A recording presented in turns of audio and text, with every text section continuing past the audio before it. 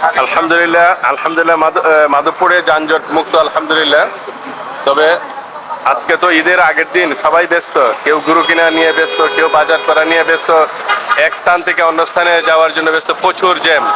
আলহামদুলিল্লাহ, এটা জ্যাম বলে না, এটা আসলে যানজট মুক্তি বলেছে আলহামদুলিল্লাহ। আমাদের মাধবপুরে শ্রমিক ভাইয়েরা যারা আছে এখানে অনেকেই তৎপর এখানে আছে, আমি দেখতে পাচ্ছি এরা মাইকিং নিয়েও বাহির হয়েছে এবং চতুর্দিকে যাতে জ্যাম না লাগে তারা মোটামুটি ভাবে কাজ করে যাচ্ছে আলহামদুলিল্লাহ। আসলে সবার চোখে মুখে আনন্দ, সবাই খুশি, কেউ কাপড় কেনাকাটা নিয়ে ব্যস্ত, দেখেন বাচ্চা নিয়ে আসছে কাপড় কেনাকাটা করার জন্য, সবাই যার যার কাজে ব্যস্ত আলহামদুলিল্লাহ।